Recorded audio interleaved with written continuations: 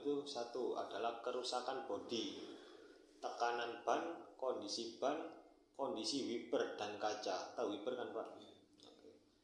Terus untuk air, hariannya adalah periksa air radiator, listrik, periksa lampu-lampu, oli, periksa tetesan atau kebocoran di bawah kendaraan, kanya, P3K, kunci dan dongkrak, alat pemadam api, SIM dan surat kendaraan. Ketiga, pengaman ban serep. Untuk mingguannya periksa secara teliti kondisi ban, periksa air wiper, periksa sambungan aki atau ECU, terus level oli mesin. Paham Pak level oli mesin? Itu level oli mesin itu yang bawah itu. Oh iya. Terus untuk bulanannya, periksa kondisi karet wiper, periksa kebocoran sambungan-sambungan, periksa air aki atau ECU, terus level oli gardan. Oh iya, silakan.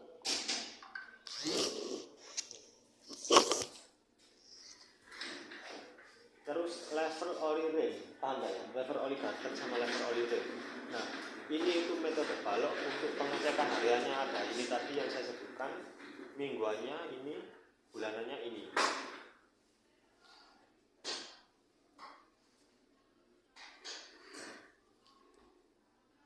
Defensive driving, saya peduli keselamatan.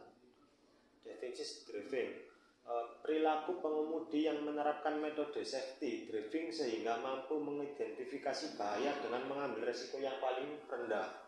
Tujuannya apa Pak? Tujuannya satu, tidak menjadi penyebab kecelakaan, tidak menjadi pemicu kecelakaan, tidak terlibat dalam kecelakaan. Nah, ini contoh potensi kecelakaan, turunan atau tanjakan. Terus ibu-ibu yang belok kiri, sen kiri belok kanan, pertigaan. Terus truk odol, paham ya? Truk odol ya. Terus bapak-bapak yang tiba-tiba belok secara mendadak. Nah, terus di sini ada 5 langkah dasar defensive driving di jalan. 1. Pahami dinamika kendaraan. 2. Jaga jarak aman zona mengemudi. 3. Selalu awasi kondisi sekitar. 4. Waspadai blind spot. 4. Hindari distraksi dan paham marka.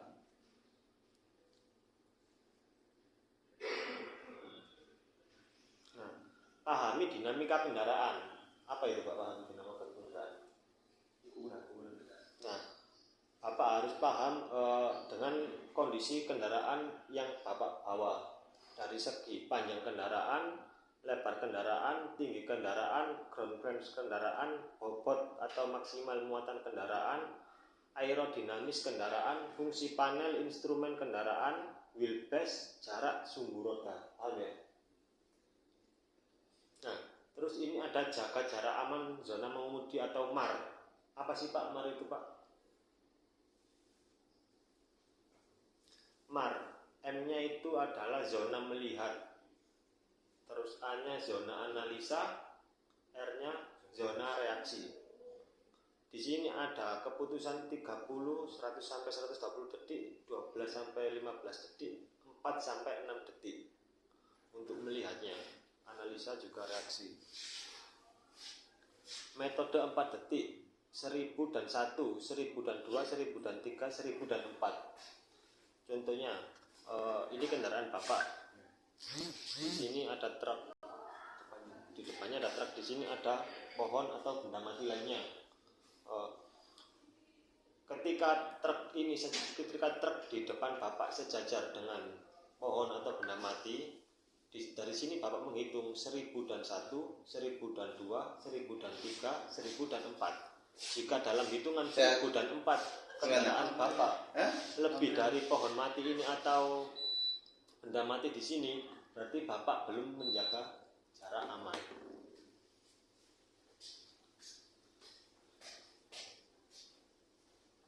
Terus diterapkan pada kendaraan lift truk dalam kondisi cerah di siang hari dan kondisi malam hari ditambahkan 1 detik. Selanjutnya untuk kondisi hujan ditambahkan 2 detik. terus awasi kondisi sekitar. Pengguna kendaraan harus mengarahkan pandangannya jauh ke depan supaya bisa mengalkulasi kecepatan dan jarak aman. Pandangan jauh pun bisa membuat kita memetakan kondisi jalanan yang dihadapi sehingga kita lebih antisipasi.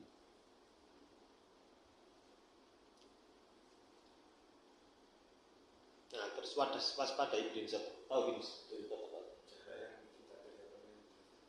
Titik buta kendaraan atau titik buta driver, di mana kondisi sekitar kendaraan sendiri atau kendaraan lain tak terpantau jangkauan mata dan kaca spion. Cek kaca spion setiap 5-8 detik sekali, terutama sebelum melakukan manuver. Tahu manuver ya? Nah ini Pak, contoh-contoh titik blind spot, titik buta kendaraan seperti di kiri truk, belakang truk, sama kanan truk.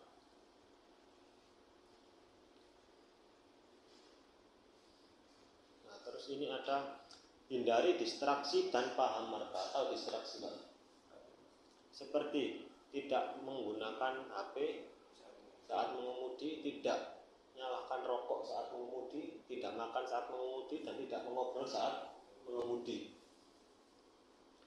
Atau distraksi atau gangguan saat mengemudi bisa berbentuk menggunakan telepon genggam, makan dan minum, mengobrol, mengganti saluran radio, mengecek peta atau Google Maps, sampai mengantuk dan atau mabuk. Bukan cuma demi keamanan, teknik ini juga bakal mengingatkan efektif konsumsi bahan bakar kendaraan hingga 3%.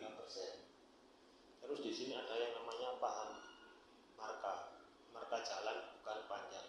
Tahu marka jalan ya? Kalau untuk garis putus-putus, ini contohnya, untuk garis putus di kanan tidak boleh ke kanan yang dari kiri, dan untuk garis lurus panjang tidak boleh ke kanan ataupun ke kiri.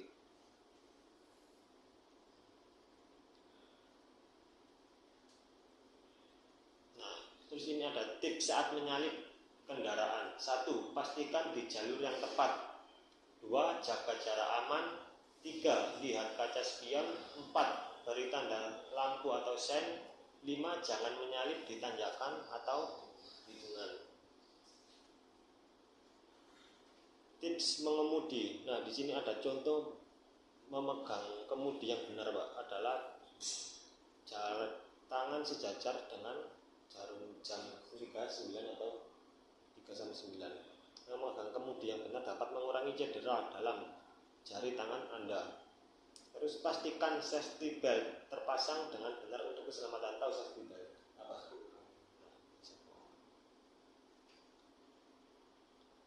Nah, terus ini ada tips saat turunan. Saat turunan, utamakan terlebih dahulu kendaraan yang sedang menanjak. Hal ini sesuai dengan UU 22 Undang-Undang 2009 Pasal 111. Menempatkan posisi gigi yang lebih rendah untuk menahan laju kendaraan pada jalan menurun sebagai prinsip penggunaan engine brake. Namun perpindahan gigi jangan dilakukan saat mau turun atau menanjak, tetapi dilakukan saat di punggung bukit sebelum turun atau naik. Jadi sebelum naik atau seperti ini harus, jangan nanti waktu di tengah-tengah baru over gigi ya. Saat turunan atau membawa muatan, gunakan gigi yang sesuai kecepatan dan dibantu dengan exhaust brake.